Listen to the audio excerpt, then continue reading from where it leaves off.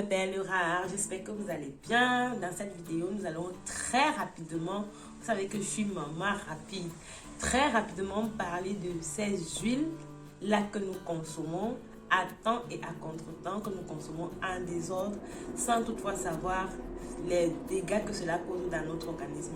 Dans cette même vidéo, nous allons voir comment nous pouvons améliorer notre cuisson en évitant d'utiliser beaucoup plus d'huile, en réduisant la quantité de consommation de l'huile, qu'elle soit végétale, qu'elle soit brute, l'huile rouge, l'huile de palme, ou alors qu'elle soit raffinée ou brute dans son état naturel.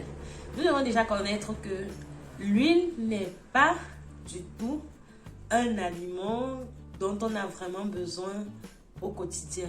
L'huile déjà fatigue beaucoup. Lorsque nous consommons des nourritures qui ont beaucoup d'huile, cela va beaucoup nous fatiguer. Des maux d'estomac, oui.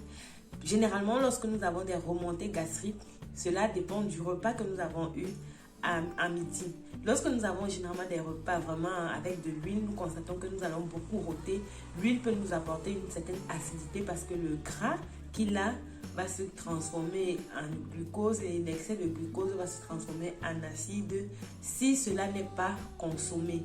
Et directement, généralement, lorsqu'on a le stock de glucose, soit on doit faire du sport, soit on doit être en activité, on ne doit pas avoir beaucoup d'accumulation de glucose. Cela peut se transformer maintenant aussi en acide, ce qui va nous créer les remontées gastriques, ce qui va nous créer l'acidité au niveau de l'estomac. Nous allons avoir les maux d'estomac, nous allons avoir des remontées gastriques, nous allons ressentir une certaine fatigue physique générale.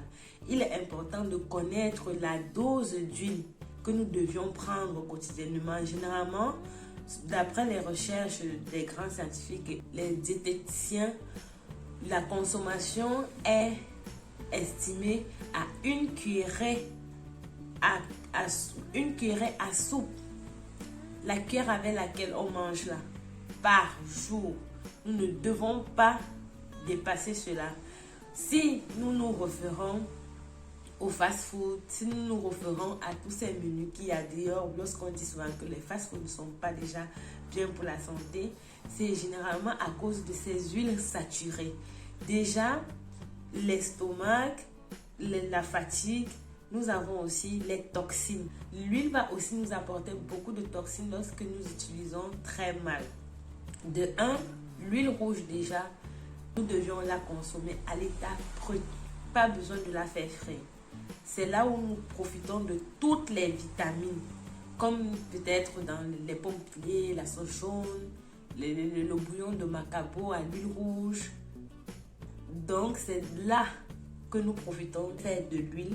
C'est là que ça va nous apporter de la vitamine E, la vitamine A, la vitamine D, les B1, B2, tous ces groupes de vitamines et de son apport en matière grasse qui va nous aider pour avoir de l'énergie. Mais déjà, lorsque nous la faisons frire, elle perd toute sa valeur. Cela va nous causer des accumulations plus tard qui peut causer des cancers, qui peut causer des accidents cardiovasculaires, qui peut créer des infarctus, l'acné aussi. Ce sont des huiles qui font facilement très vite vieillir parce que ça fait vieillir les organes. Ça demande maintenant beaucoup d'énergie pour être digéré. Autant de choses, ce qui fait que la consommation d'huile, elle est vraiment beaucoup plus conseillée à l'état brut. Lorsque l'huile est aussi déjà raffinée, nous devions éviter de la surchauffer. Généralement, les huiles végétales sont utilisées à fin de cuisson. Nous n'avons pas besoin de les surchauffer, soit pour faire frire les oignons, soit pour faire frire quoi que ce soit. Cela, c'est juste à titre esthétique ou à titre de choix, de goût, mais vraiment ça ne change rien. Vous apportez juste des problèmes, vous augmentez des toxines dans le corps, vous cherchez des maladies. Alors mes chéris, ces huiles sont beaucoup plus conseillées à les consommer comme cela. Généralement, pour des salades, nous avons beaucoup plus des huiles végétales telles que l'huile d'olive, l'huile de ricin, l'huile d'amande douce. Toutes ces huiles-là que vous connaissez vont nous apporter des vitamines comme toute autre huile Mais lorsque nous la faisons frire à de très hautes températures, cela nous apporte des toxines. Il est conseillé à 2-3 fois d'usage de l'huile, peut-être pour des frites, vous deviez la verser. C'est pour ça que je vous conseillerais de faire frire avec de petites quantités pour ne pas verser toute votre huile. Faire frire avec de petites quantités parce que lorsque vous mettez une grande quantité et que vous surchauffez, vous faites frire, vous faites des frites, un tour, deux tours, trois tours, peut-être quatrième, cinquième tour de frites ou de cuisson, l'huile est déjà saturée, elle est toxique. Généralement, elle est lourde. Vous allez constater que l'huile est lourde dans votre poêle ou alors dans votre frit. Vous constatez que l'huile est lourde, c'est en ce moment-là que vous commencez à consommer les maladies. Après les frites, utilisez toujours un mouchoir pour essorer. Certes, vous n'allez pas essorer assez, mais parce qu'on a fait frire avec, utilisez un mouchoir pour essorer. Ces huiles-là sont des huiles utilisées à fin de cuisson. Si vous les utilisez peut-être pour faire frire quelque chose ou alors pour faire des frites ou alors dans des sauces, arrêtez parce que ce n'est pas une bonne manœuvre. Cette manœuvre-là va vous amener dans la dérive. On vous dit bonjour aux maladies. Les huiles végétales généralement sont pressées parfois à froid pour garder toutes leurs vitamines et tous leurs bienfaits. Ce qui fait que si vous les surchauffez, vous allez faire le contraire vraiment et vous allez abîmer tous ces bienfaits-là, tous ces vitamines, tout ce que ça comporte de bien pour la santé. Vous allez les abîmer, vous allez les détruire et vous n'allez que consommer, si je peux appeler, du poison. Et au fil du temps, lorsque vous avez une petite maladie, bien, bonjour les maladies, pas seulement les vieux, hein, même les jeunes, je connais des jeunes, ils sont pas vraiment au top de leur santé. Tout ça, c'est à cause de tout ce que nous bouffons. Et alors, ce que moi je conseillerais dans cette vidéo et maintenant, c'est qu'il y a des nourritures, il y a des menus, des plats que nous pouvons vraiment faire sans l'huile. Nous pouvons les faire sans vraiment utiliser de l'huile pour réduire la quantité d'huile, pour réduire la quantité de consommation de l'huile dans notre organisme. Par exemple, nos bouillons, lorsqu'on fait le bouillon, on n'a pas du tout besoin d'huile. Vraiment, nous n'avons pas besoin d'huile dans le bouillon. Si nous avons déjà un poisson gras, nous pouvons éviter d'utiliser de l'huile. Notre bouillon, le plus important dans le bouillon, c'est de l'eau. Je ne vois pas ce que l'huile va encore venir chercher dans le bouillon. Déjà, à partir des bouillons, si vous consommez beaucoup de bouillons, vous pouvez éviter de faire vos bouillons avec de l'huile. Oui, mes chéris. En plus du bouillon, nous avons la sauce d'arachide. J'ai souvent vu certains de mes amis, lorsqu'elles veulent faire la sauce d'arachide, elles vont d'abord faire griller des oignons, soi-disant. Mais chérie, tout ça, c'est une question d'esthétique, une question de goût. Vous vous empoisonnez pour rien. Déjà, l'arachide est saturé en huile, saturé en graisse. Et lorsque vous venez mettre encore de l'huile à l'intérieur pour faire frire soit vos oignons, soit vous faites frire je ne sais quoi, vous êtes en train d'augmenter de l'huile sur de l'huile. Et à la fin, vous aurez vraiment une sauce pleine d'huile. Et plus tard, ça sera des remontées gastriques. Donc, je pense que même la sauce d'arachide, vous pouviez faire dire adieu à l'huile. Nous avons aussi la sauce gombo. Généralement, lorsqu'on regarde vraiment où est-ce que nous devons mettre de l'huile dans notre sauce gombo, parfois je me pose la question, où est-ce qu'on doit mettre de l'huile? Nous n'avons pas besoin de mettre l'huile dans notre sauce gombo. Il n'y a rien qui nous demande vraiment. C'est pas l'huile qui fait glisser le gombo. C'est pas l'huile qui donne le goût au gombo. Vraiment, l'huile ne nous sert pas là-bas. Nous n'en avons pas besoin. La tomate, nous pouvons la mélanger avec notre viande ou alors notre poisson ou alors avec n'importe quoi, la faire cuire bien. Généralement avec nos épices telles que les écrevisses, l'ail, les oignons, nous arrivons à remonter le goût de notre sauce dans notre viande. Et après, qu'est-ce que nous faisons? Nous laissons tout simplement notre gombo et le tour est joué. Donc vraiment, dans notre sauce de gombo, nous n'avons pas besoin d'huile. À la base aussi, nous pouvons aussi éviter sur le héron. Nous ne sommes pas obligés de verser toute une bouteille ou alors de verser tout un litre dans une petite marmite de héron. Ils vendent le héros au marché,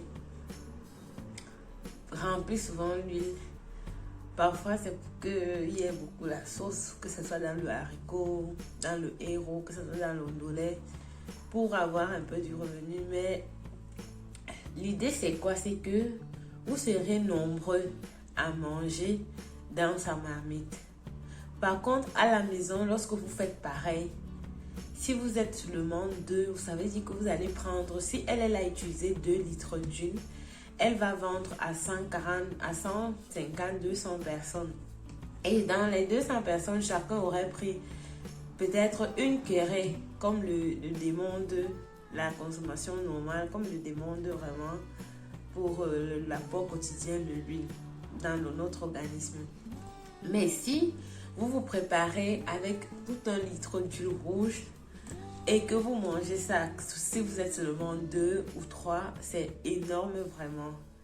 Et c'est plus tard, c'est ça qui nous cause vraiment énormément de maladies, énormément de dégâts dans le corps, qu'à la fin, nous retrouvons malades et après nous ne connaissons même pas l'origine de certaines de nos maladies.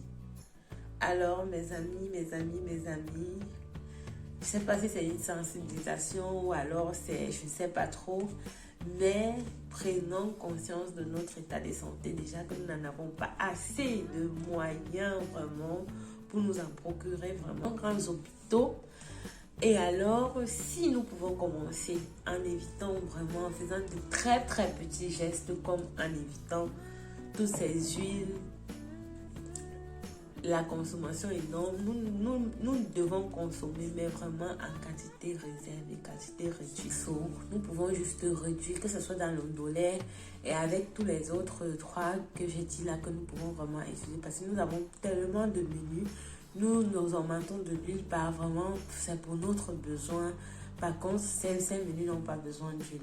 Les menus où nous devons mettre de l'huile, nous pouvons tout simplement réduire la quantité. Parfois, lorsque le goût y est... Est-ce que l'huile donne vraiment un goût? Je ne sais pas. Je ne sais pas si l'huile donne un goût. En tout cas, je ne le sais pas si l'huile vraiment donne un goût ou l'huile rehausse le goût d'une nourriture, d'un menu. Écrivez-le moi en commentaire, s'il vous plaît. Cela me fera vraiment plaisir. Si nous mettons l'huile partout, à la fin, nous constatons que nous sommes vraiment nous sommes en train d'abuser de la consommation de l'huile. Alors mes chéris, il y a encore tellement de menus que nous pouvons faire sans huile pour diminuer la quantité de consommation de l'huile, pour diminuer la quantité de l'huile dans notre corps afin d'améliorer vraiment notre santé. Il y a tellement de menus. J'aimerais que toi aussi qui es en train de me suivre dans cette vidéo, tu m'écrives aussi un repas où tu as décidé de ne plus le faire avec de l'huile. Tu me l'écris en commentaire, ça me ferait vraiment très très plaisir. Je cite tous ces repas-là parce que au total, généralement la nourriture africaine, les repas africains ont vraiment beaucoup d'énergie. Et si nous continuons à mettre de l'énergie comme ça dans nos repas et après nous n'avons pas les possibilités de dispenser cette énergie, nous aurons toujours des maladies énorme. Nous aurons toujours des problèmes de santé sans savoir l'origine de ces problèmes. C'est lorsque vous écoutez déjà votre corps, vous savez déjà ce dont vous avez besoin, vous allez constater qu'il y a des choses que vous n'avez pas besoin. Et pour cela, mes chéris, j'espère que cette vidéo vous a plu, j'espère que vous allez aimer et surtout, abonnez-vous, activez la cloche de notification pour ne manquer aucune de mes vidéos. On se dit à la vidéo prochaine. Bye bye.